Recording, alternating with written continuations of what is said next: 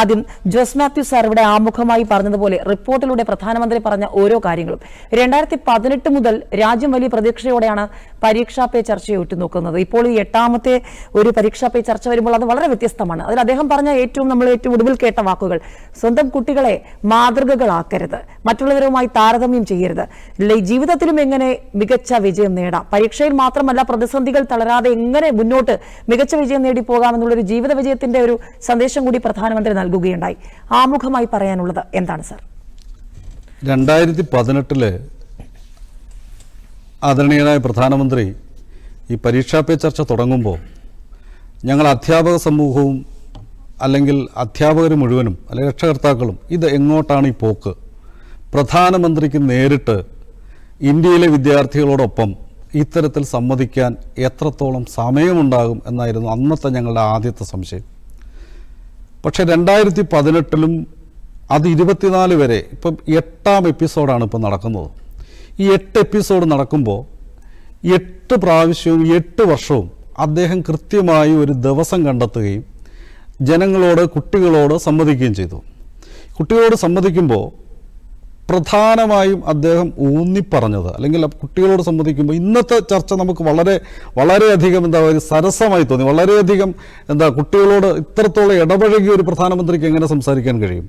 36 കുട്ടികളുമായി അദ്ദേഹത്തിൻ്റെ സംസാരവും ആ രീതിയും തീർച്ചയായിട്ടും കൂട്ടുകാരോട് സംവദിക്കുന്നത് പോലെ അതേ ഒരു സ്നേഹത്തോടും അതേ ഒരു ലാളനയോടും അതേ ഒരു വാത്സല്യത്തോടും കൂടിയാണ് സംസാരിക്കുന്നത് കണ്ടത്.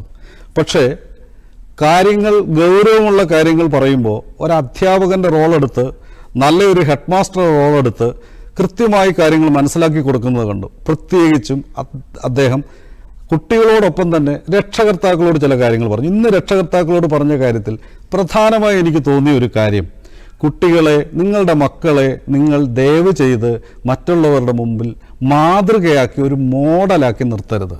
മറ്റുള്ളവരുടെ കുഞ്ഞുങ്ങളെ നിങ്ങളുടെ കുഞ്ഞുങ്ങളുമായി താരതമ്യം ചെയ്തിട്ട് എൻ്റെ കുട്ടിക്ക് ഈ കുറവ്, നിൻ്റെ കുട്ടിക്ക് ആ കൂടുതൽ എന്ന് പറയുന്ന ഒരു സംസ്കാരത്തിലേക്ക് നമ്മൾ രക്ഷകർത്താക്കൾ വളർന്നു വരുമ്പോൾ ഈ പറയുന്നത് നമുക്കെന്തെങ്കിലും ആകാൻ, രക്ഷകർത്താവിന് എന്തെങ്കിലും ആകാൻ കഴിയാത്തത് അത് കുഞ്ഞിലൂടെ അല്ലെങ്കിൽ മകനിലൂടെ മകളിലൂടെ അതായി മാറി എല്ലാവരുടെയും മുമ്പിൽ ഒരു വിജയം കണ്ടുപിടിക്കുവാൻ അല്ലെങ്കിൽ അതിൽ സന്തോഷിക്കുവാൻ മാതാപിതാക്കൾ കുഞ്ഞുങ്ങളെ ഉപയോഗിക്കുമ്പോൾ ആ മാതാപിതാക്കളോടാണ് പറയുന്നത്, പ്രധാനമന്ത്രി പറയുന്നത്, നിങ്ങളുടെ മക്കളെ യാതൊരു കാരണവശാലും ഒരു മോഡലാക്കി മാറ്റരുത്.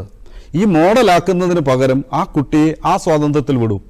ഏറ്റവും പ്രധാനമായും 10ാം ക്ലാസ് അല്ലെങ്കിൽ 12ാം ക്ലാസ് കഴിയുമ്പോൾ കുട്ടികൾ അവരുടെ സബ്ജക്റ്റ് തിരഞ്ഞെടുക്കുന്ന ഒരു സാഹചര്യം വരുന്നുണ്ട്. ഇവിടെയാണ് ഈ മോഡലിങ്ങിൻ്റെ ഏറ്റവും വലിയ പ്രശ്നം. നിനക്ക് സയൻസ് പഠിക്കാൻ കഴിയും, നീ എഞ്ചിനീയർ ആകണം, നീ ഡോക്ടർ ആകണം എന്നുള്ള ഒരു ചർച്ചയിലേക്ക് ഈ മാതാപിതാക്കൾ വരുന്നു. കുട്ടിക്ക് അവിടെ സ്വന്തം കാര്യം അവതരിപ്പിക്കാനുള്ളൊരു സാധ്യതയില്ല. അഥവാ അവതരിപ്പിച്ചാൽ തന്നെ അത് കേൾക്കാത്ത ഒരു സാഹചര്യം. ആ മാതാപിതാക്കളോടും അദ്ദേഹം പറയുന്നുണ്ട്. ഒരു കുട്ടി ചോദിക്കുന്നുണ്ട് അദ്ദേഹത്തോട്, സാർ ഇതെങ്ങനെയാണ്, ഇങ്ങനെ ഒരു സാഹചര്യം വരുമ്പോൾ ഞങ്ങൾ എന്താ ചെയ്യാൻ കഴിയുക?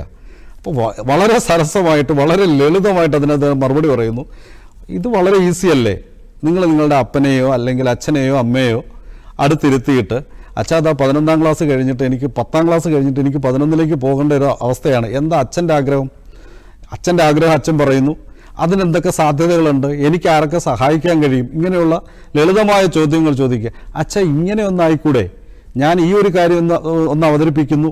അത് കഴിഞ്ഞ് അധ്യാപകന് വിദ്യാർത്ഥിക്കും രക്ഷകർത്താവും തമ്മിൽ ഒരു കോൺഫ്ലിക്റ്റും ഇല്ലാതെ പരസ്പരം സ്നേഹത്തോടും ബഹുമാനത്തോടും കൂടി തന്നെ ആരും ആരുടെയും അഭിപ്രായം മറ്റുള്ളവരുടെ മേലിൽ അടിച്ചേൽപ്പിക്കാതെ തന്നെ സ്വന്തം അഭിപ്രായത്തിൽ കുഞ്ഞിന് അപ്പനെ കൊണ്ട് അച്ഛനെ കൊണ്ടെത്തിക്കാനുള്ള ഒരു ലളിതമായ കുറുക്കുവഴി പറഞ്ഞു കൊടുത്തുകൊണ്ട് മുഴുവൻ കുട്ടികളുടെയും സ്നേഹമാണ് തീർച്ചയായിട്ടും ഇന്ന് പ്രധാനമന്ത്രി ഒറ്റ ഒരു ആൻസറിൽ നേടിയെടുത്തത്. വ്യക്തമാണ് സാർ.